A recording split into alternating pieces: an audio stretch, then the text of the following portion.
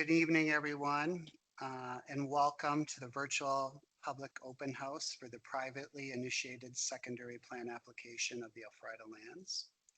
I'm Dave Hayworth, Director and Senior Advisor of Strategic Growth Initiatives with the City of Hamilton, and I will be running through how things function for this evening and providing the presentation.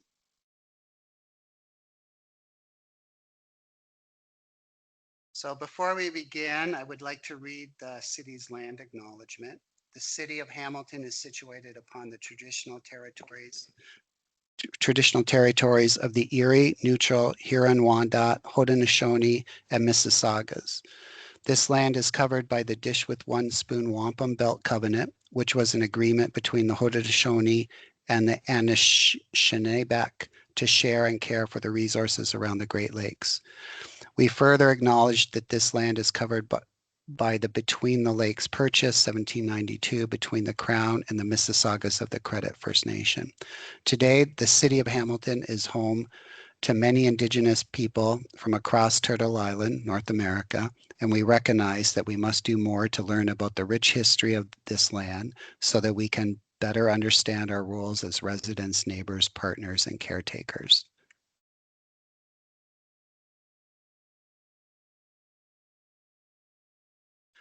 So this is the agenda for this evening. We're going to do some introductions, housekeeping, provide some background, talk about the Elfrida privately initiated secondary plan application, talk about some next steps, provide an opportunity for question and answers, and closing remarks.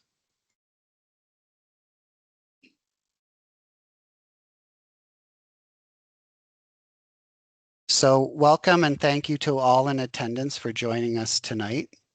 Joining me tonight are city staff who are currently in the process of reviewing the submitted materials of this application. We are thankful to have our subject matter experts here to field questions from members of the public. I will provide instructions for submitting your questions shortly. I would like to note that participants may wish to use the QR code provided on this slide or the website link provided in the chat for additional information and full studies relating to the privately initiated Elfrida Secondary Plan application. All of the materials discussed today and more can be found on the city's website. So I'm going to speak to some housekeeping matters. The purpose of the meeting is to inform the public of the application materials provided by the applicants, opportunity for the public to provide comments, questions before staff complete the recommendation reports. And in terms of meeting information and technical support, this meeting will be recorded. The presentation deck and recording will be available on the city's Urban Boundary Expansion application webpage. Participants, cameras, and microphones have been turned off and screen names will not be displayed. If you are experiencing technical difficulties, please let us know in the chat.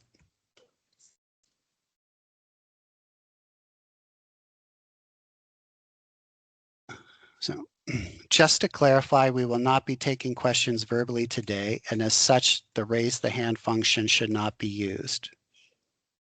We will instead be receiving comments and questions through the Q&A function to ensure we have a record of these submissions so that they can be considered in a fulsome way through the staff report.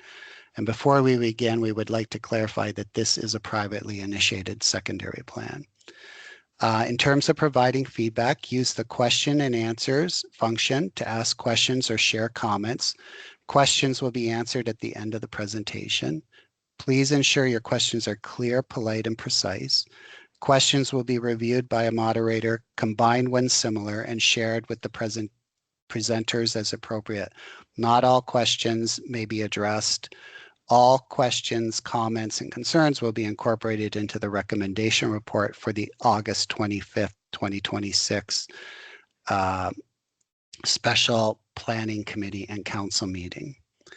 If you would like to ask questions or provide comments at a later time, please email Elfrida Secondary Plan at hamilton.ca.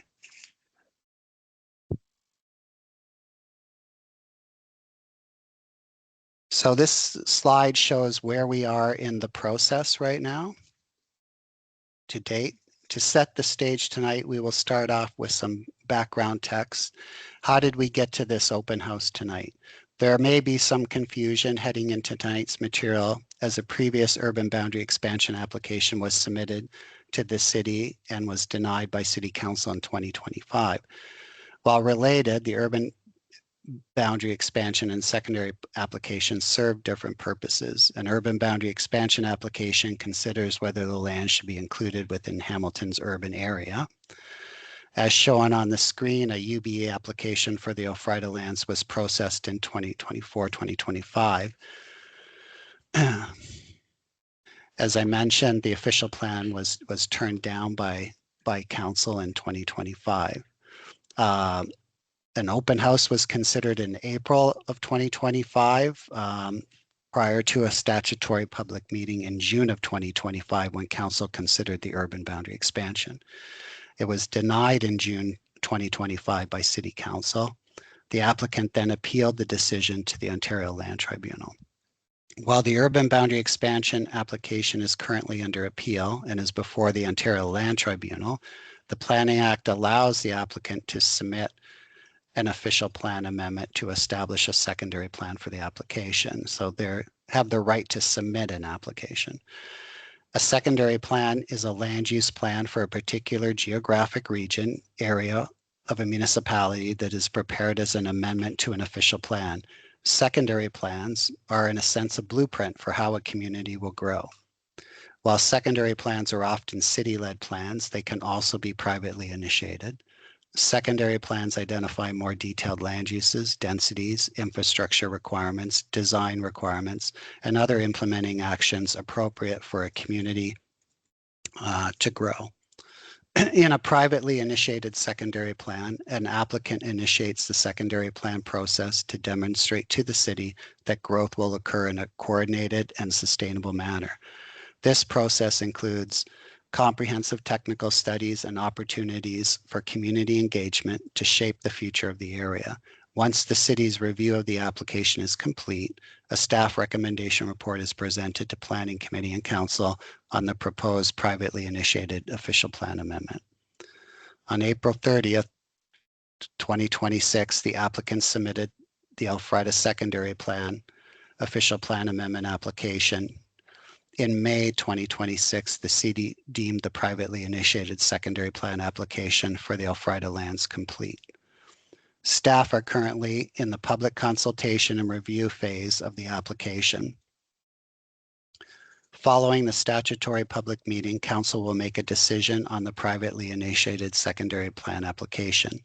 If a decision is not reached within the legislated 120-day timeframe, or if the applicant disagrees with the outcome, the matter may be appealed to the Ontario Land Tribunal.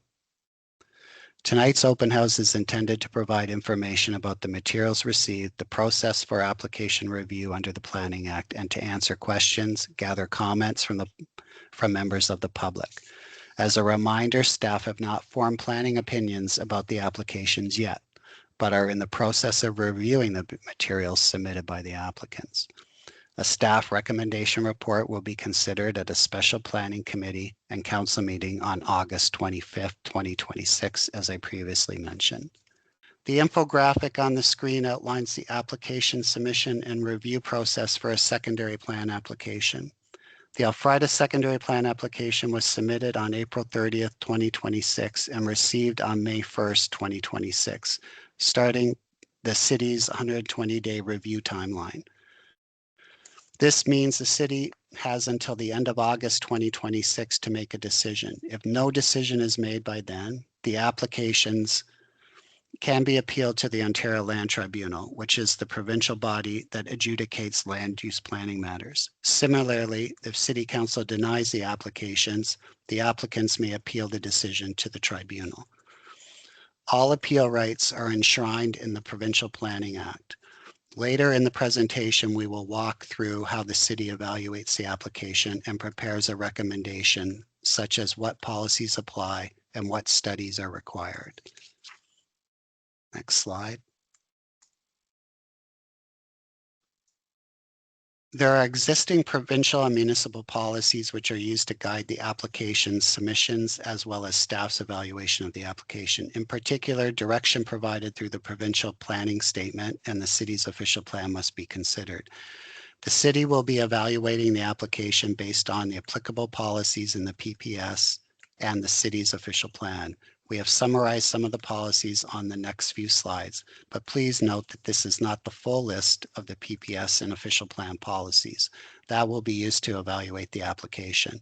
The staff report will include a full policy evaluation of the application. Key sections of the PPS that staff will be looking to include consists of section 2.1 of the PPS, directing planning authorities to support the achievement of peak communities by meeting the policy objectives listed on the screen.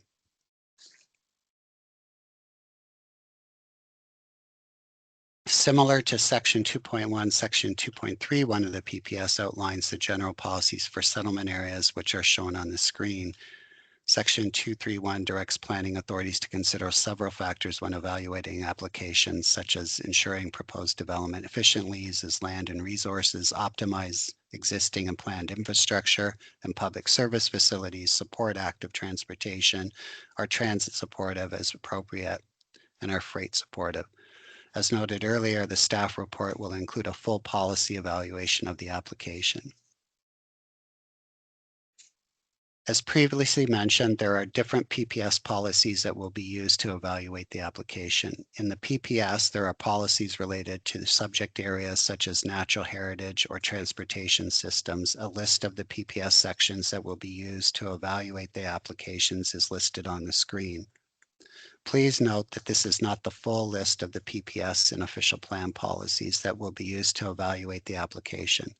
The staff report will include a full policy evaluation of the application.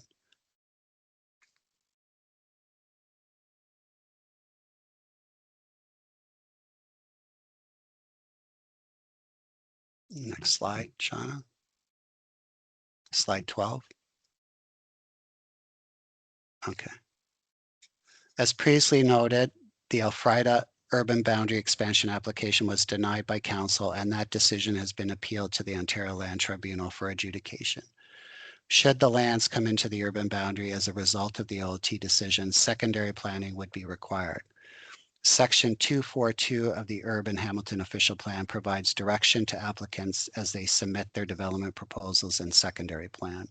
The Urban Hamilton Official Plan outlines goals, objectives, and policies to support the official plan as a whole.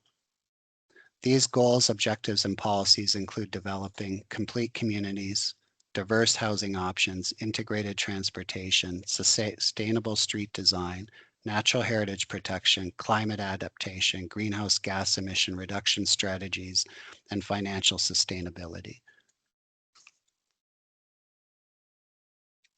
We will now provide an overview of the proposed privately initiated Elfrida Secondary Plan application before opening the floor to questions and comments. We would also like to once again emphasize that the information shared through this presentation about these applications reflects the perspectives of the applicant's consultants and does not represent the views of the city staff who are currently reviewing the submissions.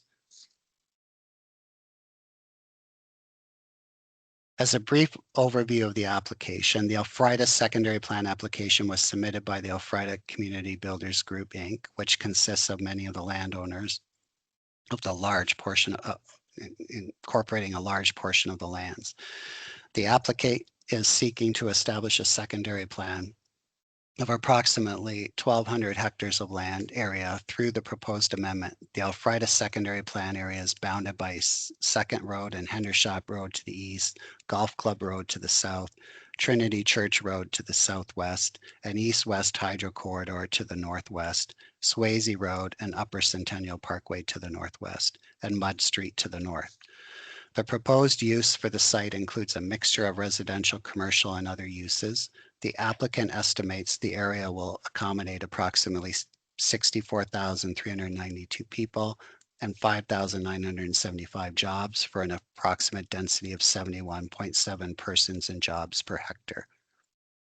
The secondary plan would establish the long-term land use framework for the community, including the planned location of housing, employment areas, parks, transportation, infrastructure, and community services. The application also proposes policies to guide future development and protect natural heritage features. Again, while related, the urban boundary expansion and secondary plan applications serve different purposes. The urban boundary expansion application considers whether the land should be included within Hamilton's urban area.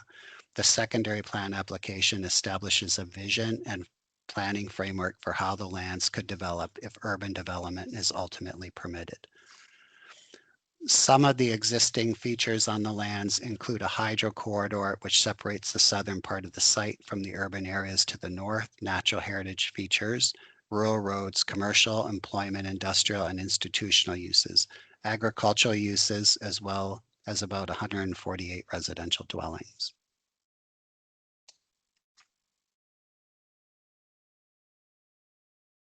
As part of this privately initiated secondary plan application, through formal consultation process, the applicant has submitted the studies listed on the screen. These materials are intended to evaluate how the proposed development could be integrated with the existing community, how it aligns with the city's long-term planning objectives, how potential opportunities and challenges associated with future development may be addressed, how the lands can be serviced with water, wastewater, and roads, the drainage for the lands, how the protection of natural features and sustainability are addressed. Full submitted copies and summary sheets of the studies listed above are available on the city's website. To see the full application with all of the studies, please follow the link in the chat to the city's webpage. The city has requested external peer reviews for 4 of these studies. Staff are awaiting comments from reviewing agencies on the land use, air quality and odor impact study, fiscal impact analysis and financial strategy, commercial needs assessment, energy and environmental assessment report. While we will now provide a brief overview of the applicant's submission materials for the privately initiated secondary plan on the Elfrida lands. Again, this overview presents a summary of the privately initiated secondary plan application and not the opinions of staff. On screen is the applicant's proposed land use plan. The proposed privately initiated secondary plan includes a variety of land use designations, establishing and outlining what uses are permitted and where those uses are envisioned. The proposed secondary plan includes a variety of land use designations that establish and outline what uses are permitted and where those uses are envisioned. The secondary plan provides for the full hierarchy of parks, including 2 community parks, 11 neighborhood parks, and public squares planned for the community nodes. In total, according to the applicants, the proposed parks represent approximately 5% of the development lands and achieve the minimum size requirements of the urban Hamilton official plan. The proposed Elfrida secondary plan contemplates 5 Catholic elementary schools and 1 Catholic secondary school and 7 public elementary schools and 1 public secondary school. As a reminder, a digital copy of the proposed concept plan is included on the city's website, accessible through the link in the chat.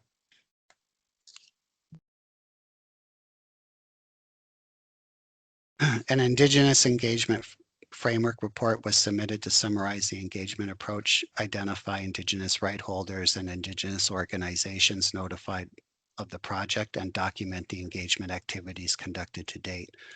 According to the author of the review, the applicant's engagement with Indigenous communities began in November 2024 in relationship to the urban boundary expansion application and has continued through 2026 as part of the secondary planning process. Outreach was undertaken with the Mississaugas of the Credit First Nation, 6 nations of the Grand River, the Haudenosaunee Development Institute, the Huron-Wendat Nation, the Métis Nation of Ontario, and the Hamilton Regional Indian Center. The applicant held a virtual meeting with the Mississaugas of the Credit Nation in May 2025 to review the urban boundary expansion application and supporting materials. The engagement activities continued in 2026 with notification to Indigenous communities regarding the Elfrida Secondary Plan application and associated studies, and a meeting with the Mississaugas of the Credit First Nation held on March 6, 2026, to present the secondary plan proposal and supporting technical work. Indigenous communities have expressed interest in environmental stewardship, cultural heritage protection, and continued dialogue throughout the planning process. According to the applicant, input received through engagement has informed the project team's approach to environmental review, archaeological assessments, and the ongoing sharing of project information with Indigenous communities. The applicant's Indigenous Engagement Framework report identifies the engagement with Indigenous right holders and Indigenous organizations has been undertaken in a manner consistent with the provincial policy statement, the City of Hamilton Urban Hamilton official plan, and broader commitments to reconciliation and respectful relationship building with Indigenous communities.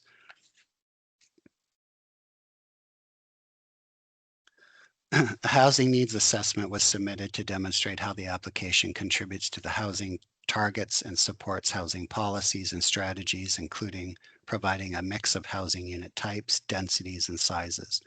According to the author of the housing needs assessment, residential units are anticipated to be developed in a mix and range of unit types and tenures, including single detached, semi-detached townhouses, including street, block, back-to-back, stacked, and stacked back-to-back apartment and condominium dwelling units. The application specifies that specific tenure inclusion of affordable housing, house with supports, rent-to-own models, and our financial or land contributions towards affordable housing will be determined through future planning applications.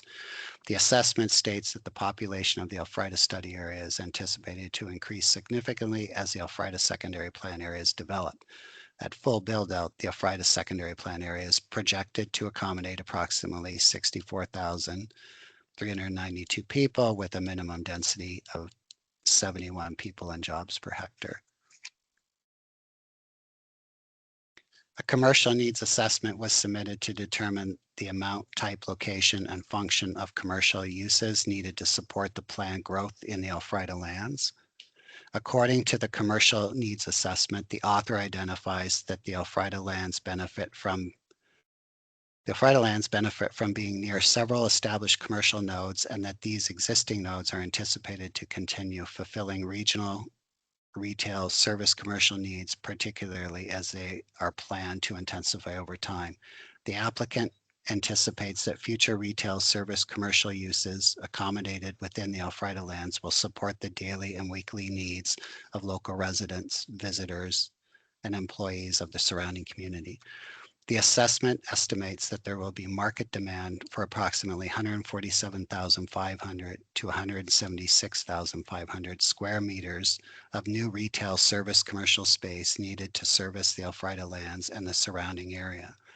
The author anticipates that future retail service commercial space in the Elfrida area to be in a mixed-use format with a need to accommodate some commercial uses in standalone buildings. The applicant identifies that new commercial space in the Elfrida community area should be directed to locations that have the highest visibility. The assessment indicates that to implement the findings of this report, the proposed Elfrida secondary plan includes two mixed-use designation, mixed-use medium density and mixed-use high density to provide the required commercial space. The Elfrida secondary plan proposes approximately 70 hectares of mixed-use medium density lands and 8.24 hectares of mixed-use high-density lands, which permit both standalone commercial and mixed-use buildings.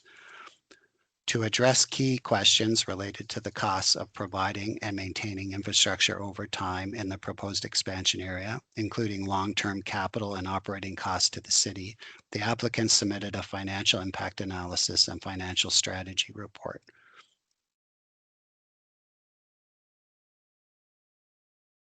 According to the author of the assessment, it is estimated that the development charges paid by the developer to the city will be approximately $1.97 billion at full build-out, based on current in-force development charges rates and ongoing revenue of $319.3 million per year.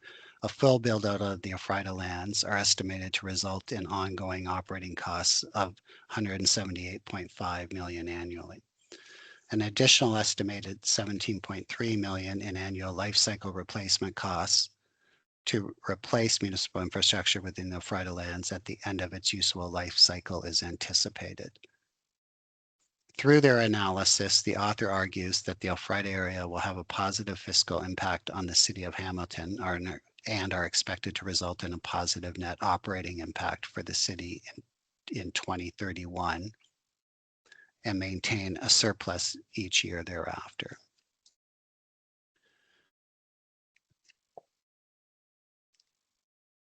The applicant submitted a water and wastewater servicing master plan to address the municipal servicing strategies for the proposed development, including grading and road works, sanitary wastewater collection and treatment, water supply and distribution, stormwater servicing, phasing of development, geotechnical and hydrogeologic conditions, provision of utilities, and natural heritage hazard components. According to the author, preliminary proposed grades and elevations designed to maintain the existing drainage patterns and provide overland flow to proposed stormwater management blocks.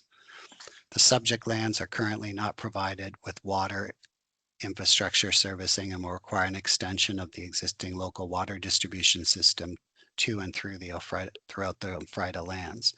A conceptual potable water distribution network has been developed, comprised of 400 millimeter diameter water mains and supplemented by 300 millimeter water mains to provide internal distribution and system looping. The majority of the subject lands can be serviced by a system of sub-trunk gravity sanitary sewers ranging in size. The sub-trunk sewer system is designed to outlet to the future Dickinson and the existing Upper Centennial Park sanitary trunk sewers. And this is what's identified in the study submitted with the application as a reminder. To alleviate existing capacity restrictions within the existing King Street sewer, a new Lower Centennial Parkway trunk sewer is required. Stormwater management facilities will be sized to provide peak flow control, quality control, and erosion control, and will discharge into existing tributaries. The proposed Elfrida lands wastewater system analysis are to be reviewed and refined as required, considering further analysis of the capacity in the city's existing and planned wastewater collections treatment system. Additionally, subsequent refinements to road alignments, land use plans, population projections, and servicing strategies may be required. Further discussion with city staff, according to the study, are required to better understand how the increase in the anticipated water demands of the subject lands may impact proposed water infrastructure projects in the city and the timing of such projects. The author states that the site can be serviced through the extension of existing utilities, including hydro, gas, cable, TV, and telephone, through applications to each service provider, which will be required to confirm capacity of existing services.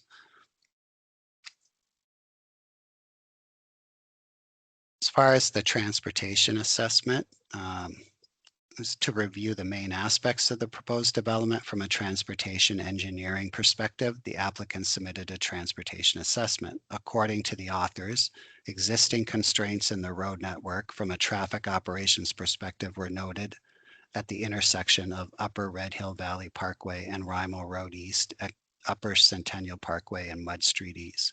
Further assessment was recommended to determine if significant queuing concerns are observed. The conceptual rights of way for the arterial, major collector, minor collector, and local roads have been designed to accommodate anticipated traffic volumes, active transportation facilities, utilities, streetscape elements, and travel lanes. Cycling infrastructure is proposed to be focused around schools,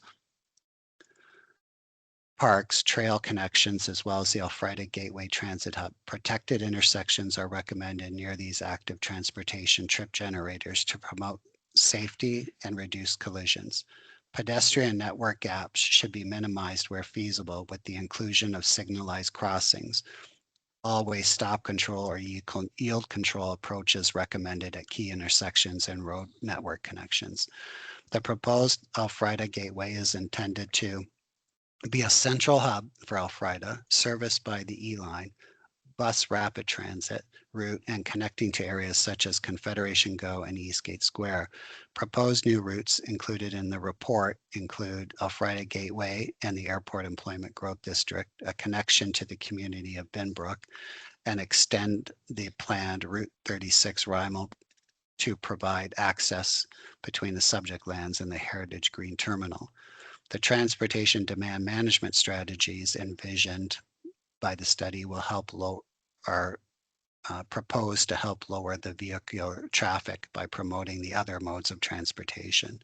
As development proceeds, comprehensive transportation impact studies would be required to support further development applications with the Elfrida lands. And again, this is a synopsis of the transportation assessment submitted by the applicant.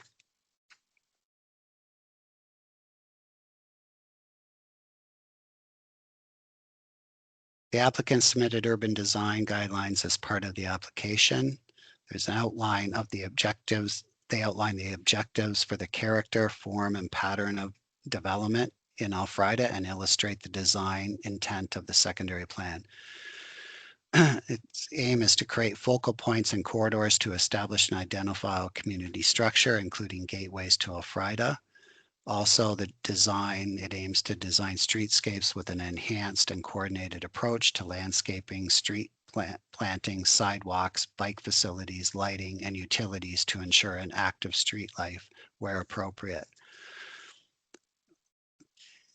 Also, the objective is to create community identity by establishing a high-quality public realm, integrating placemaking opportunities, and providing a high standard of urban design. The urban design submission aims to provide interfaces of integrated and complementary land uses along the Elfrida edges to promote compatibility between land uses and between adjacent differing land uses to provide appropriate transition. The other and then last aim is to develop pedestrian scaled neighborhoods within the Elfrida to promote social interaction, active streetscapes, and walkable neighborhoods. As far as the community infrastructure assessment, the community infrastructure assessment was submitted to evaluate the current and planned community infrastructure and identify where new recreational facilities, parks, public service, schools, and emergency services may be needed to support the existing surrounding area and anticipated population growth in Elfrida to the year 2051. According to the author, the applicant proposes 14 parks, including 2 community parks and 12 neighborhood parks. Based on an anticipated population of approximately 64,400 residents, the applicant has identified a range of recreation and park facilities to serve the area. Facilities are proposed within both existing and planned park locations throughout the secondary plan area. According to the applicant's study, the proposed park system would provide sufficient coverage and capacity to accommodate identified recreation needs. Again, these assessments are the applicant's consultant's submissions, studies submitted with the applications, and staff are reviewing and assessing those studies now. So the complete submission of all studies by the applicant along with other materials related to the application can be reviewed on our website. A link is posted in the chat to this page. We would also encourage you to sign up for the urban boundary notification list using the QR code on the screen or by visiting hamilton.ca/UBE. This notification listed will send email updates about the draft frame about the application when it is deemed complete and notify of any public meetings associated with the application. In terms of next steps, the public has an opportunity to submit comments by June 26 to elfridasecondary.plan.ca. City staff review and analyze all applicable materials and public comments. Finalization of the staff report to Planning Committee and City Council. And that finalization report will include the comments and questions received at the public open house sessions that we've held on this application. Statutory public meeting of Planning Committee and Council on August 25th, 2026 at 9:30.